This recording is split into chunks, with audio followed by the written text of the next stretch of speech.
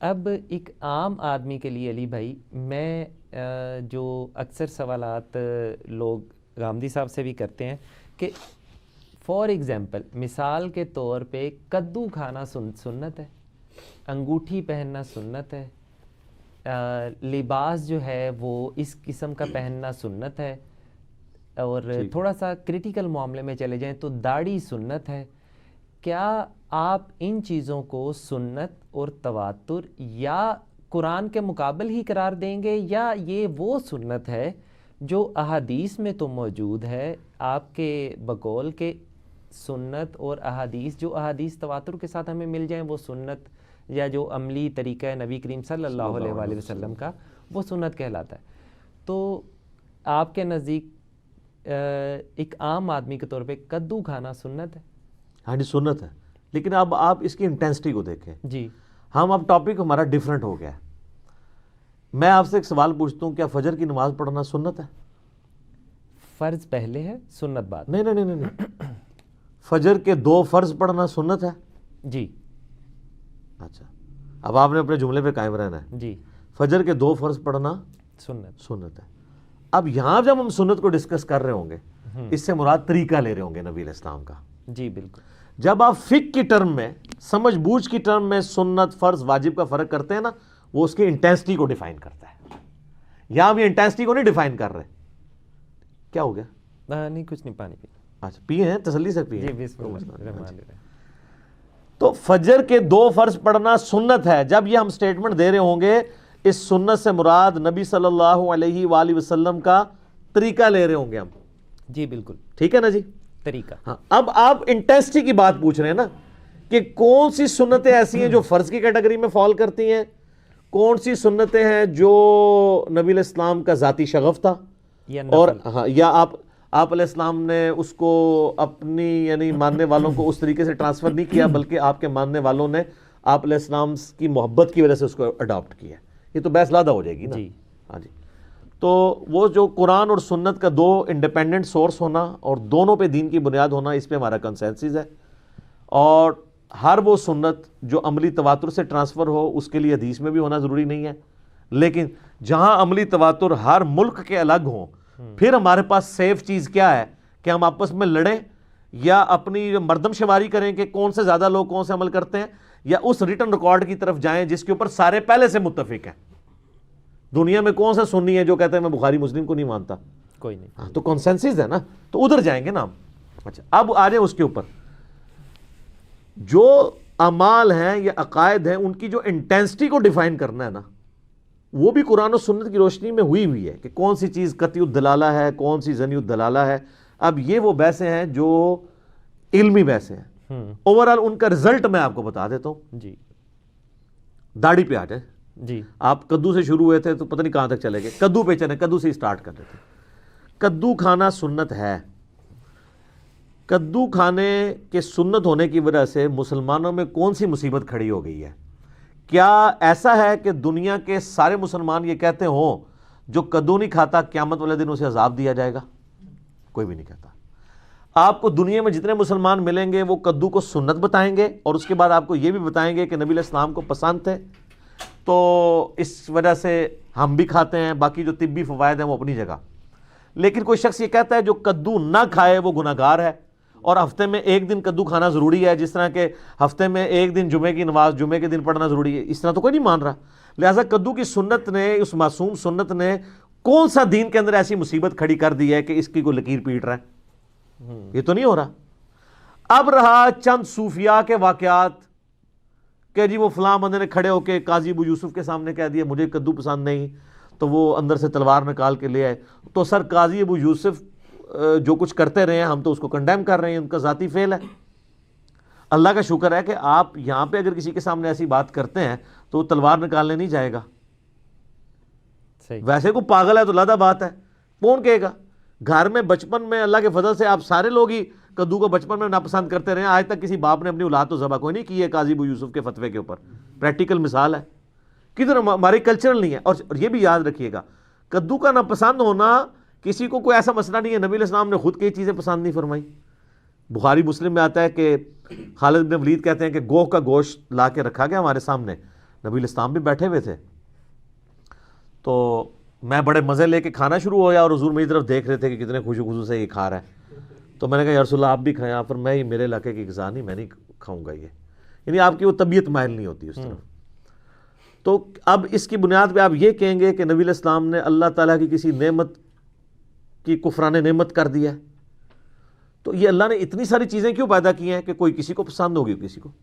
تو اس کی ناپسندیدگی کی وجہ سے یہ نہیں ہوتا کہ کوئی شخص نبی علیہ السلام سے نفرت کر رہا ہے, یہ آپ کا ذاتی شغف تھا. البتہ جو چیزیں آپ نے ایسے دین تعلیم فرمائی ہیں سر, اس میں تو ہم پھر پکڑیں گے. مثلا آپ علیہ السلام فرمایا تم میں سے کوئی شخص, صحیح مسلم میں حدیث ہے, اور میں مسلم کے حوالہ اس لیے دے رہا ہوں کہ ریٹن ریکارڈ ہے آپ کے لیے ہے کہ پوری امت کو پتہ ہے یہ عملی تواتر سے. آپ علیہ السلام نے فرمایا, صحیح مسلم کی حدیث ہے, کوئی شخص بائیں ہاتھ سے کھانا نہ کھائے, بائیں ہاتھ سے شیطان کھاتا ہے, تم کھانا دائیں ہاتھ سے کھاؤ. آپ کہتے ہیں مسلم شریف میں اتنے سخت الفاظ آ گئے, چھوڑ دیں. آپ ذرا مسلمانوں سے پوچھ لیں دنیا میں کون سا مسلمان ہے جو کہتا ہے الٹے ہاتھ سے کھاؤ. یہ حدیث کی کتابیں نہ بھی ہوں, بخاری مسلم کی شکل بھی نہیں کسی نے دیکھی ہوگی, وہ بھی آپ کو بتا رہا ہوگا, وہ بھی اپنے بچے کو سکھا رہا ہوگا دائیں ہاتھ سے. عملی تواتر ہے, اور ایسا عملی تواتر ہے کہ دنیا میں کوئی مسلمان نہیں ہے جو الٹے ہاتھ سے کھانے کی ترغیب دلائے. ہمیشہ بچے کو دائیں ہاتھ سے کھانے کی ترغیب دلائی جائے گی. مسلم شریف میں حدیث ہے. اگر اب کوئی اس کا مذاق اڑائے گا اور کہے گا میں اس کو نہیں مانتا, یہ فضول چیز ہے, پھر ہم کہیں گے اب یہ دین کے اوپر حملہ ہے اور نبی علیہ السلام کی سنت میں حملہ ہے. اچھا, اسی طریقے سے نبی علیہ السلام ہر پسندیدہ کام دائیں طرف سے شروع کرتے تھے, لیکن کوئی بائیں طرف سے کرتا ہے سوائے کھانے کے تو آپ نے کوئی اس پہ قدغن نہیں کی. یا ایک اور چیز سنن ابن ماجہ میں ملتی ہے کہ دائیں ہاتھ سے لین دین کرو, شیطان بائیں ہاتھ سے کرتا ہے.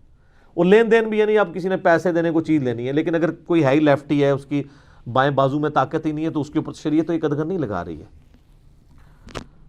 اب آگے آ جائیں, جو بخاری مسلم میں حدیث ہے کہ نبی علیہ السلام اپنے پسندیدہ کاموں کو دائیں طرف سے شروع کرتے تھے. یعنی کرتا پہننا ہے تو پہلے دائیں آستین پھر بائیں آستین, جوتی پہننی ہے تو پہلے دائیں پھر بائیں. تو انہوں نے بھی اس کو اسی طریقے سے تعلیم فرمایا کہ کرتے تھے. بالکل اس طریقے سے تعلیم نہیں فرمایا کہ وہ آپ صلی اللہ علیہ وآلہ وسلم جو ہے نعوذ باللہ من ذالک یہ فرمایا کرتے تھے کہ جو پہلا بایاں جوتا پہنے گا وہ گناہگار ہو جائے گا, اور یہ بایاں جوتا پہلے شیطان پہنتا ہے لہذا تم. یہ تو نہیں ہے, تو یہ اس لیول کی نہیں ہے. باقی آج کل ہماری تبلیغی جماعتوں کی وجہ سے, دعوت اسلامی کی وجہ سے یہ جو چھوٹی چھوٹی چیزوں کے اوپر اتنی نکیر ہوئی ہے, ان کا ذاتی شغف ہے. اور ان کے اوپر غامدی صاحب نے تو بہت بعد میں رد کیا ہے. ان کے اپنے علماء پہلے دن سے ان کو کہہ رہے ہیں کہ جو نبی علیہ السلام کی ذاتی شغف والی چیزیں تھیں ان کو آپ دین بنا کے پیش نہ کرو, بس صرف محبت کے طور پہ ضرور پیش کرو. ٹھیک ہے, جس طرح آپ نے کرتا پہنا ہوا ہے, میں نے بھی کرتا پہنا ہوا ہے, یا میں نے پگڑی پہنی ہوئی ہے, نبی علیہ السلام کا ذاتی ایک شغف تھا, ہم اس کو فالو کرنے کی کوشش کرتے ہیں. لیکن جہاں آپ علیہ السلام نے اس کو ایز اے دین تعلیم فرمایا ہے, جس سنت کو, تو وہ داڑھی ان میں ہی آتی ہے. حدیثیں بخاری مسلم کی داڑھی پہ چھوڑ دیں. غامدی صاحب نے خود 80s میں ایک مضمون لکھا تھا کہ داڑھی شاہر اسلام ہے, ٹھیک ہے, جو ان کا رسالہ چھپتا تھا. اس وقت انہوں نے بڑے دلائل دیے, ان میں سے کئی دلائل اب بھی وہ مانتے ہیں. وہ یہ مانتے ہیں کہ تمام نبیوں کی داڑیاں تھیں.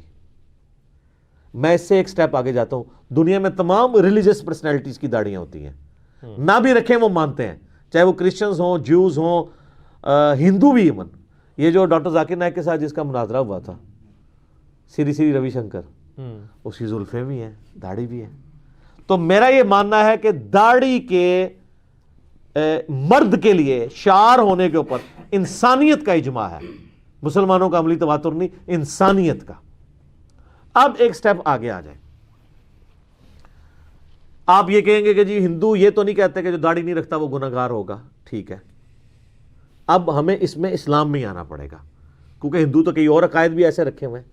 اسلام میں اللہ کے فضل سے امت میں کبھی یہ موقف نہیں رہا کہ مرد داڑھی نہ رکھے تو خیر ہے, رکھنے کی ترغیب دلائی گئی. احادیث میں اسی کے چیپٹرز بنے, اور یہ وہ سنت ہے جو عملی تواتر سے آئی ہے.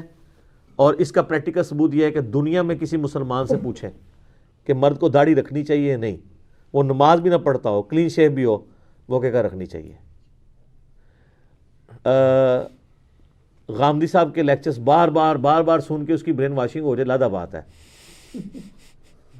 تو غامدی صاحب سے تو ہم معصومانہ سوال کریں گے کہ آپ سے پہلے داڑھی کے معاملے میں اس طریقے سے داڑھی کو ہینڈل کرنے کا یہ سنت طریقہ کب سے شروع ہے؟ صحابہ, تابعین, تبع تابعین, کو اپنا ہم نوا ایک پیش کریں امت میں. امت تو ترغیب دلاتی آئی ہے اس حوالے سے. واجب فرضیت کی ہم بات نہیں کر رہے ہیں, سنت ہونے کی, اور سنت بھی ایز اے دین ہونے کی. ایز اے دین. اور ہم تو قرآن کی روح سے اسے فرض سمجھتے ہیں داڑھی کو. صحیح.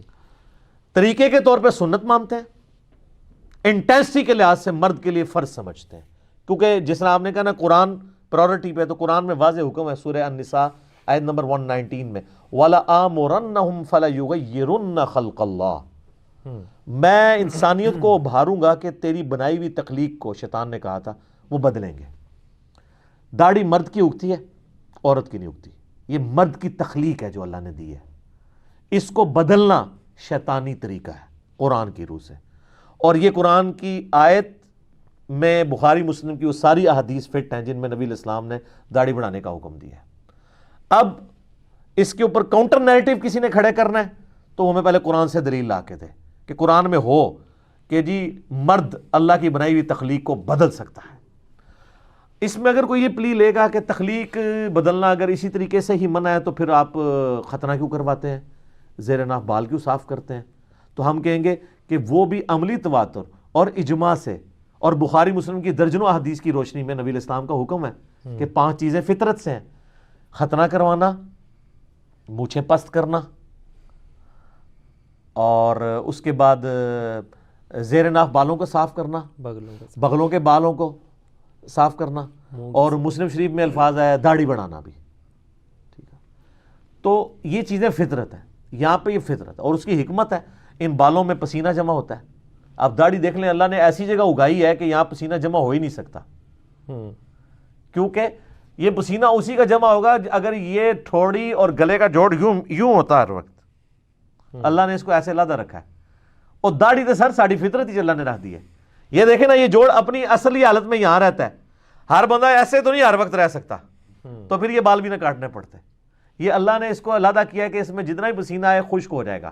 یہاں والا پسینہ خشک نہیں ہوتا, بدبو آتی ہے. اسی طریقے سے زیر ناف بالوں والی جگہ. تو یہ اللہ نے ہر چیز اپنی جگہ پرفیکٹ رکھی ہوئی ہے. ہم داڑھی کو فرض سمجھتے ہیں انٹینسٹی کے طور پہ قرآن کی روح سے, اس لیے کہ داڑھی منڈانا یہ اللہ کی بنائی ہوئی تخلیق کو بگاڑنا ہے, اور یہ عورتوں کی مشابہت ہے. بخاری مسلم میں حدیث ہے کہ ان عورتوں پہ لعنت جو مردوں کی مشابہت کریں, ان مردوں پہ لعنت جو عورتوں کی مشابہت کریں. اب رہ گئے داڑھی کی مقدار کتنی ہو, تو سر ہمارا یہ دعویٰ ہے کہ داڑھی کی مقدار کے اوپر اللہ کے فضل سے امت میں کبھی اختلاف نہیں رہا کہ جی داڑھی اگر کوئی چھوٹی کر لیتا ہے تو وہ حرام کا مرتکب ہے. پہلا بندہ شاہ ولی اللہ دہلوی ہے, المتوفی 1052 ہجری, جس نے امت کو یہ پٹی پڑھائی ہے کہ مٹھی سے کم داڑھی جو ہے وہ حرام ہے. اسی پٹی کو لے کے احمد بریلوی صاحب چلے اور آج ہنگامہ لوگوں نے کھڑا کیا. ہمیشہ یہ بات ہوتی تھی کہ داڑھی مطلقاً مرد کے لیے فرض ہے اور سنت یہ ہے کہ مٹھی ہو. یہ کہیں کسی فقہ کی کتاب میں نہیں لکھا ہوا کہ مٹھی سے جس نے کم کر لی وہ ملعن ہو گیا اور لعنتی ہو گیا اور اس امام کے پیچھے نماز بھی نہیں ہوگی, یہ بھی نہیں ہوگا, وہ بھی نہیں ہوگا. قطعاً نہیں, یہ کہیں بھی نہیں تھا. یہ انہوں نے آج کل شروع کیا. اسی ہم تو قائل ہیں جس طرح آپ کی داڑھی ہے, ان کی داڑھی ہے, ہم نے تو کبھی نہیں کہا کہ یہ داڑھی جو ہے وہ آپ حرام کے مرتکب ہیں. صرف یہ کہیں گے کہ اگر مٹھی ہوتی تو نبی علیہ السلام کے طریقے کے زیادہ قریب ہوتی. ابھی بھی نبی علیہ السلام کے طریقے پر ہی ہے, تھوڑا سا دور ہے. جس طرح کہ پگڑی ہے زیادہ قریب ہے, ٹوپی ہے تھوڑی کم ہے, اور اگر کسی نے رومال رکھا ہوا ہے تو وہ بھی آلموسٹ قریب ہی ہے. تو اس طریقے سے انٹینسٹی کی بات کریں تو ہم اس کی انٹینسٹی کو فرض سمجھتے ہیں. ٹھیک ہو گیا. اچھا